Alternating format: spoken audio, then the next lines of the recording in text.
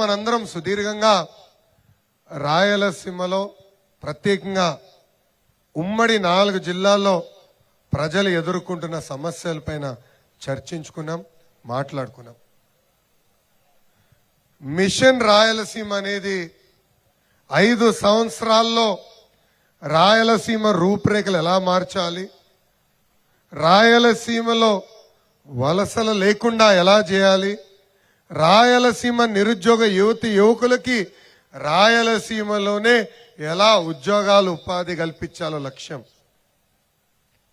ఇప్పటికి నేను చెప్పినట్లు పెండింగ్ లో ఉన్న సాగునీటి ప్రాజెక్టులు, పిల్ల కాలువలు, అదేవిధంగా ఇప్పుడే మన తమ్ముడు చెప్పినట్లు ప్రతి ఇంటికి ఉచితంగా తాగునీరు కుళాయి కూడా మేము అందజేస్తాం. ప్రత్యేకంగా కర్నూలు పార్లమెంట్లో నేను చూసా, అక్కడ సాగునీటి ప్రాజెక్టులు సరిగా లేక ప్రజలు చాలా చాలా ఇబ్బంది పడుతున్నారు. ఆ ప్రాజెక్టులు నాడు చంద్రబాబు నాయుడు గారు శాంక్షన్ చేశారు. ఆ ప్రాజెక్టులు ఈ ప్రభుత్వ అధికారంలోకి వచ్చిన తర్వాత క్యాన్సిల్ చేసింది. రేపు తెలుగుదేశం పార్టీ అధికారంలోకి వచ్చిన వెంటనే యుద్ధ ప్రాతిపదికంగా ఈ ప్రాజెక్టులన్నీ కూడా పూర్తి చేస్తామని మీకు హామీ ఇస్తున్నా. అంటే ప్రతి ఎకరానికి సాగునీరు, ప్రతి ఇంటికి తాగునీరు అందించే బాధ్యత తెలుగుదేశం పార్టీ తీసుకుంటుంది. ఇంకో పక్కన ఉద్యోగాలు, ఇప్పటికే చెప్పినట్లు ఒక ఆటోమోటివ్ అంటే కార్లు తయారు చేసే పరిశ్రమలు కానీ, electronics, TV, cell phone, AC, washing మెషిన్లు, అలాంటి గూడ్స్ తయారు చేసే పరిశ్రమలు కానీ, ఇంకొక పక్కన డిఫెన్స్ సంస్థలు కానీ, ప్రత్యేకంగా రాయలసీమకి స్పోర్ట్స్ యూనివర్సిటీ, మైనింగ్ పరిశ్రమలు, ఇవన్నీ తీసుకొచ్చే బాధ్యత తెలుగుదేశం పార్టీ తీసుకుంటుంది. ఈ మిషన్ రాయలసీమ లక్ష్యం ఒకటే, రాయలసీమలో నిరుద్యోగ సమస్యకి ఫుల్ స్టాప్ పెడతాం. ఇంతేకాకుండా స్వయం ఉపాధి ద్వారా, అంటే మన ప్రాంతంలో పెద్ద ఎత్తున పాడి రైతులు ఉన్నారు, పట్టు రైతులు ఉన్నారు, గొర్రెలు మేపే వాళ్ళు కూడా ఉన్నారు. ఈ ప్రభుత్వ అధికారంలోకి వచ్చిన తర్వాత మీకు గత ప్రభుత్వాలు ఇచ్చే సబ్సిడీ కూడా కుదించేస్తాం జరిగింది.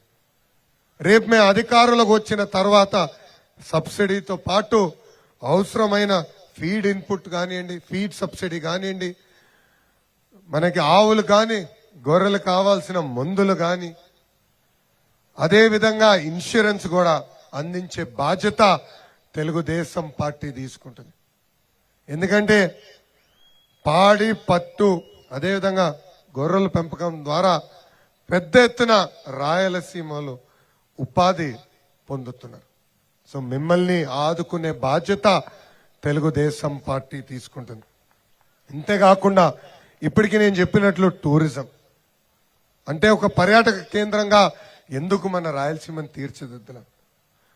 మేము ఎవరన్నా పులిలు చూడాలంటే మన రంథంబోర్ అటు వెళ్లాల్సి వస్తుంది, నార్త్ ఇండియాకి వెళ్లాల్సి వస్తుంది.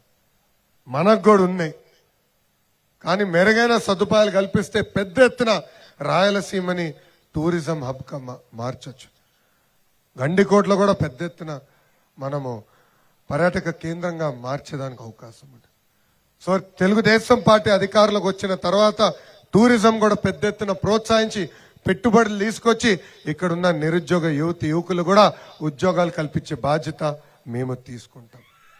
ఇంకా మెడికల్ కూడా, ఆసుపత్రులు ఉన్నాయి కానీ కావాల్సిన సూపర్ స్పెషాలిటీస్ ఇంకా తీసుకురావాల్సిన అవసరం ఉంది. అందుకే ఉమ్మడి జిల్లాల కేంద్రంగా మెరుగైన మెడికల్ ఫెసిలిటీస్ అందించే బాధ్యత తెలుగుదేశం పార్టీ తీసుకుంటుంది. గతంలో హాస్పిటల్స్ ని మోడర్నైజేషన్ కింద నిధులు కేటాయించాం, పనులు ప్రారంభించాం. క్యాన్సర్ యూనిట్లు కూడా శాంక్షన్ చేస్తే ఈ ప్రభుత్వ అధికారంలోకి వచ్చిన తర్వాత అవన్నీ క్యాన్సిల్ చేసింది. అంటే మన రాయలసీమ బిడ్డలు క్యాన్సర్ వస్తే పక్క ప్రాంతాలకు వెళ్ళాలా, పక్క రాష్ట్రాలకు వెళ్ళాలా? ఎందుకు మన రాష్ట్రం, మన ప్రాంతంలోనే మనం క్యాన్సర్ చికిత్స పొందలేం. అందుకే మెడికల్లో కూడా పెద్ద ఎత్తున పెట్టుబడులు తీసుకొస్తాం. ప్రభుత్వం కూడా ప్రభుత్వ ఆసుపత్రుల్ని మోడర్నైజేషన్ చేసే బాధ్యత మేము తీసుకుంటాం. చివరిగా రాయలసీమ ప్రజలను ఆలోచించమంటున్నాం. 49 ఎమ్మెల్యేలు వైకాపా ఎమ్మెల్యేలు మీరు గెలిపించారు. కేవలం టీడీపీకి చెందిన ముగ్గురినే రాయలసీమలో ఎమ్మెల్యేగా గెలిపించారు. 49 ఎమ్మెల్యేలు మీరు కానుగ్గా రాయలసీమ బిడ్డ అని చెప్పుకుంటున్న ఒక వ్యక్తికి ఇస్తే రాయలసీమ ఎంత అభివృద్ధి చెందాలి? రాయలసీమలో ఎన్ని పరిశ్రమలు రావాలి? రాయలసీమ ఇరిగేషన్ ప్రాజెక్టులు ఎట్లా యుద్ధ ప్రాతిపదికంగా అవ్వాలో ఒక్కసారి మీరు ఆలోచించండి. నేను మిమ్మల్ని అందరిని అడుగుతున్నా, గత 4 సంవత్సరాలుగా రాయలసీమకు ఒక్క సంస్థ అన్న వచ్చిందా? ఒక్క ప్రైవేట్ కంపెనీ వచ్చిందా? గత 4 సంవత్సరాలుగా ఒక్క సాగునీటి ప్రాజెక్ట్ అన్నా ఈ ప్రభుత్వం పూర్తి చేసిందా? గత 4 సంవత్సరాలుగా కనీసం ఒక్క కొత్త హాస్పిటల్ అన్నా మన ప్రాంతంలో ఈ ప్రభుత్వం కట్టిందా అని ఒక్కసారి ఆలోచించమంటున్నా. ప్రజలందరినీ కోరుతున్నా, అదే మ్యాండేట్, అదే సంఖ్య మాకివ్వండి. మిషన్ రాయలసీమ చేసే బాధ్యత వ్యక్తిగతంగా మీ లోకేష్ తీసుకుంటాడు. 119 రోజులు, 42 నియోజకవర్గాలు, 1516 కిలోమీటర్లు. ఇప్పటి వరకు రాయలసీమలో నేను పాదయాత్ర చేశా.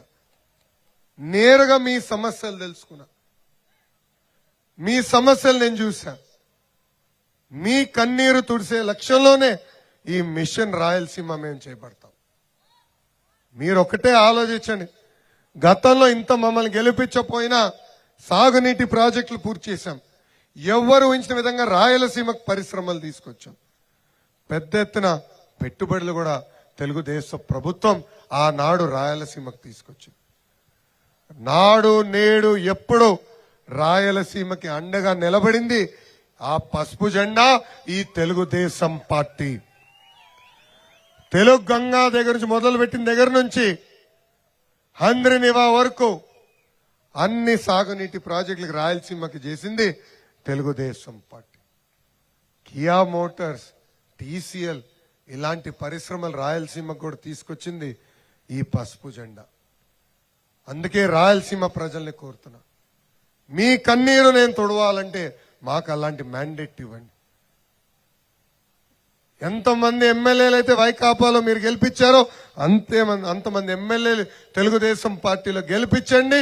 నేను తెలుగుదేశం ప్రభుత్వంతో పోరాడి ఈ మిషన్ రాయలసీమ నెరవేరుస్తానని ఈ సభాముఖంగా రాయలసీమ ప్రజలకి మీ లోకేష్ హామీ ఇస్తున్నారు. నాకు ఈ రోజు ఇంత పెద్ద ఎత్తున అవకాశం ఇచ్చిన రాయలసీమ ప్రజలందరికీ పేరు పేరున నా హృదయపూర్వక ధన్యవాదాలు తెలుపుతున్నా. గత 119 రోజులుగా నన్ను మీరు ఆశీర్వదించారు, దీవించారు. మీ ఇంట్లో బిడ్డగా నన్ను మీరు చూసుకున్నారు. ఎవరిన వచ్చి నన్ను అడ్డుకోవాలంటే వాళ్ళకి అడ్డంగా నిలబడింది ఈ రాయలసీమ ప్రజలు. నా పైన ఎవరైనా దాడి చేయాలనుకుంటే మీరెవరయ్యా మా లోకేష్ జోలికొచ్చేదని గట్టిగా నిలబడి పోరాడింది ఈ రాయలసీమ గడ్డ. ఇప్పుడు నా పైన బాధ్యత పెరిగింది. మిమ్మల్ని ఆదుకునే బాధ్యత మీ లోకేష్ పైన ఉంది. తప్పనిసరిగా గతంలో చాలా మంది చెప్పారు, చేయలేకపోయారు. కానీ మీ లోకేష్ ఈ మిషన్ రాయలసీమ నెరవేర్చే బాధ్యత వ్యక్తిగతంగా తీసుకుంటాడని ఈ సభాముఖంగా ప్రజలందరినీ నేను హామీ ఇస్తూ, నాకింత అద్భుతమైన అవకాశం ఇచ్చిన మీ అందరికీ పేరు పేరున నా హృదయపూర్వక ధన్యవాదాలు తెలుపుకుంటూ నేను సెలవు తీసుకుంటున్నా. జోహార్ అన్న ఎన్టీఆర్, జోహార్ అన్న ఎన్టీఆర్. చంద్రబాబు నాయుడు గారి నాయకత్వం, చంద్రబాబు నాయుడు గారి నాయకత్వం వర్ధిల్లాలి. జై హింద్, జై హింద్, జై హింద్. జై హింద్.